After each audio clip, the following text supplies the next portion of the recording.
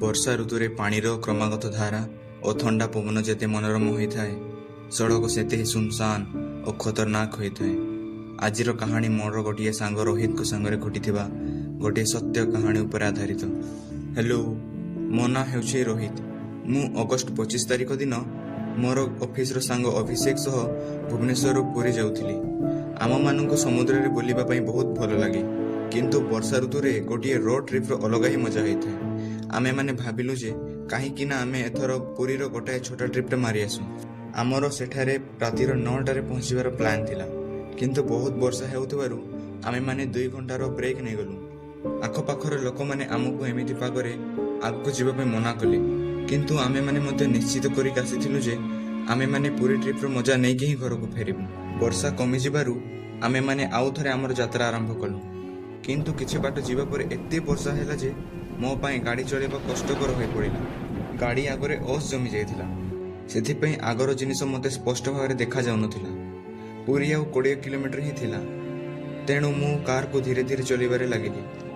କିଛି ବାଟ ଯିବା ପରେ ସାମ୍ନାରେ ଗୋଟିଏ ଚାଏର ଛୋଟ ଦୋକାନ ଆସିଲା।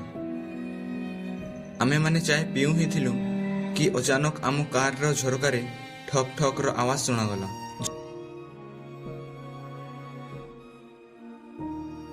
ଝରକାକୁ ତଳେ କରି ଦେଖିଲା ବେଳକୁ ଆମେ ଦେଖିଲୁ ଯେ ଗୋଟିଏ ପରମ ସୁନ୍ଦରୀ ଝିଅଟି ଧଳା ଶାଢ଼ୀ ପିନ୍ଧି ଉପରୁ ତଳ ପର୍ଯ୍ୟନ୍ତ ପୁରା ଭିଜି ଯାଇ କବାଟ ବାହାରେ ଠିଆ ହେଇଥିଲା ଓ ଆମକୁ ସେ କହିଲା, ମୋ ଘର ଆଗରେ କିଛି ଦୂର ହିଁ ଅଛି, କ'ଣ ଆପଣ ମୋତେ ଛାଡ଼ିଦେବେ କି?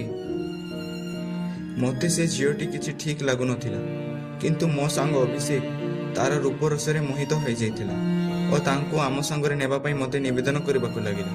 ମୁଁ ତା କଥା ମାନିକି ତାକୁ ପଛ ସିଟ୍ରେ ବସାଇ ତ ଦେଲି, କିନ୍ତୁ ମୋ ମନକୁ କିଛି କଥା ବାରମ୍ବାର ଖାଇଯାଉଥାଏ। ମୋ ସାଙ୍ଗ ତାକୁ ଅନେକ ପ୍ରଶ୍ନ ପଚାରି ଚାଲୁଥାଏ, କିନ୍ତୁ ସେ ଝିଅଟି ଚୁପଚାପ ବସିଥିଲା। ମୋତେ ସେ ଝିଅର ଆଖିରେ କିଛି ଭିନ୍ନ ଚମକ ଦେଖାଯାଉଥିଲା। ବର୍ଷା ଆଗଠୁ ଆଉ ବେଶୀ ହେଇଗଲା ଓ ସେ ଝିଅ ଅଚାନକ ସେ କିଛି କହିବାକୁ ଲାଗିଲା ଓ କହିଲା, ଏଇ ରାସ୍ତାରେ ଅନେକ ଗୁଡ଼ିଏ ଆକ୍ସିଡେଣ୍ଟ ହୋଇଛି। 2 ମାସ ପୂର୍ବେ ମୁଁ ଏମିତି ହିଁ ପୁରାପୁରି ଭିଜି ଯାଇଥିଲି ଓ ନିଜ ଘରକୁ ଯାଉଥିଲି, କିନ୍ତୁ ଯିବା ସମୟରେ ଅଚାନକ କେଉଁ ଗାଡ଼ିଟା ଆସି ମୋତେ ଧକ୍କା ଦେଇ ମୋତେ ଯନ୍ତ୍ରଣାରେ ଛଟପଟ ହେଉଥିବା ଅବସ୍ଥାରେ ମୋତେ ଏଇଠି ଛାଡ଼ି ପଳାଇଗଲା। ସେ ଗାଡ଼ି ରୋକିଲା ବି ନାହିଁ। ଏହି ସମୟରେ ମୋ ମୁଣ୍ଡ ବୁଲେଇବାକୁ ଲାଗିଲା ଓ ମୁଁ ସେ ଝିଅ କହୁଥିବା କଥାଟିକୁ ନିଜ ଆଖି ଆଗରେ ଦେଖିପାରୁଥିଲି।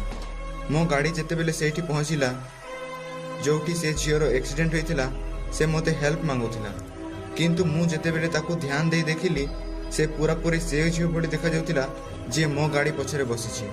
ସେହି ସମୟରେ ଆଇନାରେ ସେହି ଝିଅର ଭୟଙ୍କର ରୂପ ମୋତେ ଦିଶିଲା ଆଉ ମୋ ମୁଣ୍ଡ ସେ ଝିଅକୁ ଦେଖି ଏକଦମ ଶୂନ ହେଇଗଲା ଓ ଗାଡ଼ି ଆଗକୁ ଯାଇ ଆଗରୁ ଆସିଥିବା ଗାଡ଼ିରୁ ଧକ୍କା ହେଇଗଲା।